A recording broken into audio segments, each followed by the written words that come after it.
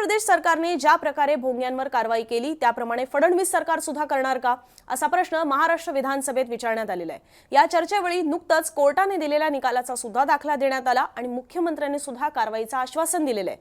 पण साधारणपणे 2.5-3 वर्षांनंतर पुन्हा महाराष्ट्रात चर्चेत आलेल्या या भोंग्यांच्या विषयावर पडणाऱ्या काही प्रश्नांची उत्तरं सुद्धा समजून घेणं गरजेचं आहे। मशीद असेल किंवा कुठलंही प्रार्थनास्थळ असेल, भोंग्यांबाबत नेमके नियम काय आहेत, कोर्टाने त्यावर काय म्हटलेलं आहे आणि सगळ्यात महत्त्वाचं, भोंग्यांचा विषय हा धर्माशी जोडला जाऊ शकतो का, या आणि अशा काही प्रश्नांची उत्तरं पुढच्या काही मिनिटात समजून घेऊया। नमस्कार, मी अनुजा, तुम्ही पाहत आहात मुंबई तक। सध्या महाराष्ट्र विधिमंडळाचं अर्थसंकल्पीय अधिवेशन सुरू आहे आणि त्याच दरम्यान विधानसभेमध्ये नाशिक मध्य मतदारसंघाच्या भाजप आमदार देवयानी फरांदे यांनी लक्षवेधी मांडली, ज्यात त्यांनी विचारलं की 2022ला नाशिक पोलीस आयुक्त दीपक पांडेंनी तत्कालीन ठाकरे सरकारला पत्र पाठवलं। भोंगे बंद करण्याबाबत ते पत्र होतं, मात्र ठाकरे सरकारने त्यावर कोणताही निर्णय घेतला नाही। एखाद्या सणाच्या दिवशी प्रार्थनास्थळांवरील भोंग्यांना परवानगी देऊ शकतो, पण रोजची प्रार्थना दिवसभरात 6-6 वेळा भोंग्यांवरून अजान म्हटली जाते। त्यामुळे उत्तर प्रदेश सरकारप्रमाणे महाराष्ट्र सरकार सुद्धा भोंग्यांवर कारवाई करणार का असा प्रश्न त्यांनी विचारला। यावर थेट महाराष्ट्राचे मुख्यमंत्री देवेंद्र फडणवीस उठले आणि त्यांनी म्हटलं की सर्वोच्च न्यायालयाच्या आदेशानुसार कोणत्याही प्रार्थनास्थळांवरील भोंग्यांची परवानगी ही घ्यावी लागते। हे भोंगे रात्री 10 ते सकाळी 6 पर्यंत बंद असलेच पाहिजेत। सकाळी 6 ते रात्री 10 मध्ये दिवसा जर असेल तर 55 डेसिबल आणि रात्री 45 डेसिबलची आवाजाची मर्यादा घालून दिलेली आहे। कायद्यानुसार अधिक डेसिबलने एखादा भोंगा वाजत असेल तर कारवाईसाठी केंद्राने ते अधिकार जे आहेत ते महाराष्ट्र प्रदूषण नियंत्रण मंडळाला दिलेले आहेत। पोलिसांनी हे त्यांना कळवायचं असतं। म्हणजे थोडक्यात समजून घ्या की एखाद्या ठिकाणी कुठलेही प्रार्थनास्थळ असेल किंवा कुठेही लाऊडस्पीकरची जी मर्यादा घालून दिलेली आहे दिवसा 55 आणि रात्री 45 डेसिबलची, ती जर ओलांडली जात असेल तर त्याच्याबद्दल तक्रारी ज्या आहेत त्या सहसा पोलिसांकडे केल्या जातात। पोलिसांनी ती गोष्ट जी आहे ती महाराष्ट्र प्रदूषण नियंत्रण मंडळाकडे कळवायची असते आणि मग त्यावर कारवाई करायची की नाही हे ते नियंत्रण मंडळ ठरवत असतं।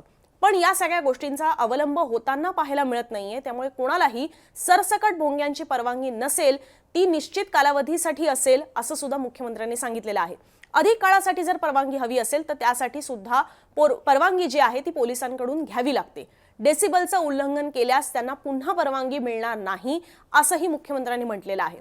त्यांच्या भोंग्यांची जी म्हणजे हे जे भोंगे आहेत की ज्यांची डेसिबलची मर्यादा जर ते क्रॉस करत असतील, एखाद वेळेला कदाचित वॉर्निंग सुद्धा दिली जाईल, पण ती वारंवार जर होत असेल तर असे भोंगे हे जप्त सुद्धा केले जाऊ शकतात असंही मुख्यमंत्री म्हणालेले आहेत। आता हे सगळं होतं की नाही याच्यावर सुद्धा कोणीतरी चेक ठेवणं गरजेचं आहे। याची जबाबदारी जी आहे ती पोलीस इन्स्पेक्टरची असेल असंही मुख्यमंत्र्यांनी सांगितलेलं आहे। मुख्यमंत्री फडणवीसांनी सांगितल्यानुसार हे पीआय त्यांच्याकडे असलेला मीटर जो आहे तो घेऊन पाहतील। जर नियमांचं पालन होत नसेल तर त्याची माहिती पोलिसांनी महाराष्ट्र प्रदूषण नियंत्रण मंडळाला कळवणं अपेक्षित आहे।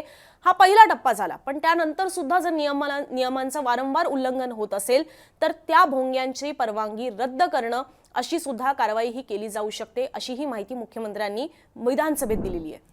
आता हे झालं, मुख्यमंत्र्यांनी काही नियम सुद्धा सांगितलेले आहेत। जसं मी मगाशी म्हटलं की भोंग्यांबद्दल काही नियम आहेत जे स्वतः मुख्यमंत्र्यांनी सांगितले की जे सर्वोच्च न्यायालयाने सुद्धा सांगितलेले आहेत। आता ज्या वेळेला खरं तर भोंग्यांचा विषय हा निघतो त्यावेळेला एक आर्ग्युमेंट अगदी सर्रासपणे होतं, ते म्हणजे की अमुकच धर्माला टार्गेट केलं जात आहे। आमच्याच धर्माचं दिसतं का, त्या धर्माचं तुम्हाला का दिसत नाही, असंही आर्ग्युमेंट केलं जातं। दोन्ही बाजूने हे वादविवाद सुरू असतात। पण मुळात भोंगा हा काही धर्माचा अविभाज्य भाग नाही, हे स्वतः मुंबई उच्च न्यायालयानेच म्हटलंय।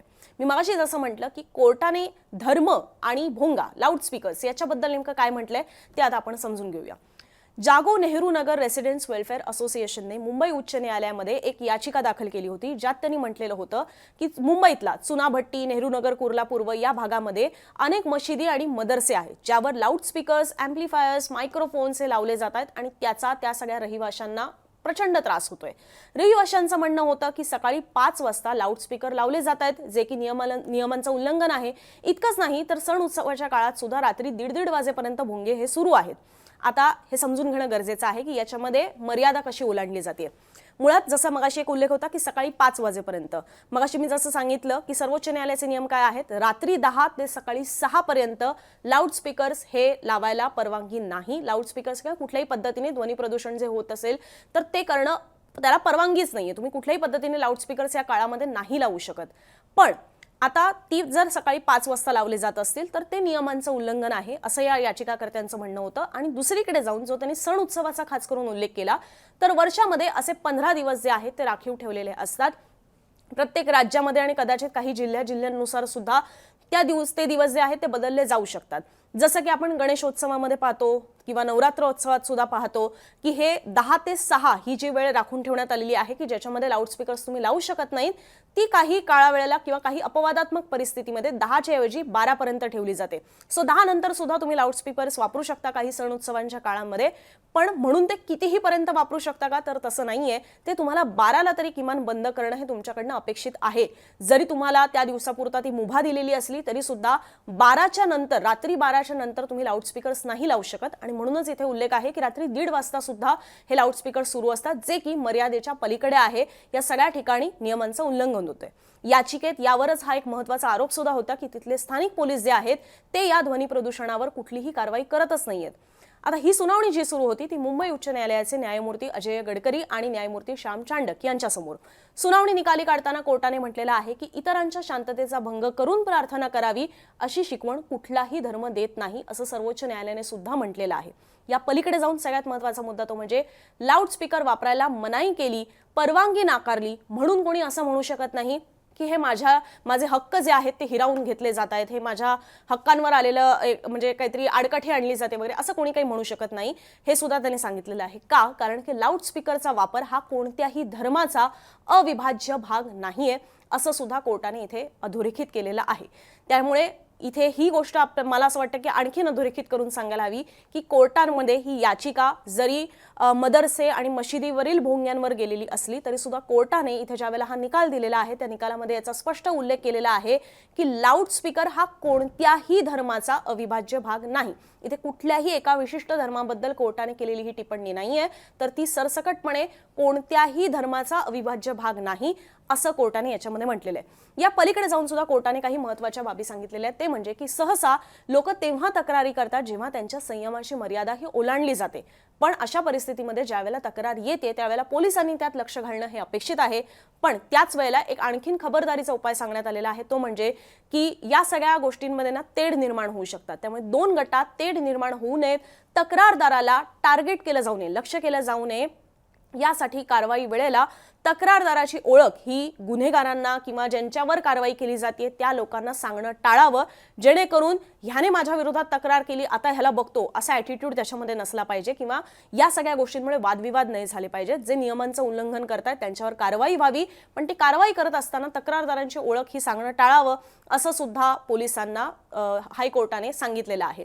या पलीकडे जाऊन नियमांचं उल्लंघन होत आहे की नाही हे तपासण्यासाठी पोलीस अधिकाऱ्यांकडे डेसिबल लेवल तपासण्याचं यंत्र असायला हवं, ते मशीन असायला हवं आणि याची खातरजमा ही पोलीस आयुक्तांनी केली पाहिजे असं सुद्धा मुंबई उच्च न्यायालयाने सांगितलेलं आहे। तर नुकत्याच नव्यानं हा पुन्हा एकदा भोंग्यांचा विषय चर्चेत आलेला होता, कारण की विधानसभेमध्ये त्याची चर्चा झाली। 2-3 वर्षांपूर्वी राज ठाकरेंनी सुद्धा हा मुद्दा उपस्थित केलेला होता। त्यावेळेला सुद्धा मुंबई तकवर आम्ही त्याचे वेगवेगळे एक्सप्लेनर्स केलेले आहेत की केवळ मुंबई उच्च न्यायालय नाही, सर्वोच्च न्यायालय असेल, वेगवेगळे हायकोर्ट्स असतील, त्यांनी भोंग्यांबद्दल नेमके काय काय म्हटलेलं आहे त्याबद्दलचे रिपोर्ट्स ऑलरेडी आम्ही केलेले आहेत, ते तुम्हाला आमच्या मुंबई तकच्या YouTube चॅनलवर पाहता येतील। पण आता हा नव्यानं विषय होता, विधानसभेमध्ये सुद्धा मुंबई उच्च न्यायालयाच्या या निकालाचा दाखला देण्यात आलेला होता। त्या निमित्ताने भोंगा आणि धर्म यांचा खरोखर काही संबंध आहे का याबद्दल कोर्टाने काय म्हटलेलं आहे ते आम्ही तुमच्यासमोर ठेवलेलं आहे। तुम्हाला याबद्दल काय वाटतं तुमची मतं कमेंट बॉक्समध्ये जरूर मांडा आणि असेच माहितीपूर्ण व्हिडिओ पाहण्यासाठी मुंबई तकच्या YouTube चॅनलला सबस्क्राइब करायला विसरू नका। हा व्हिडिओ पाहिला त्याबद्दल धन्यवाद।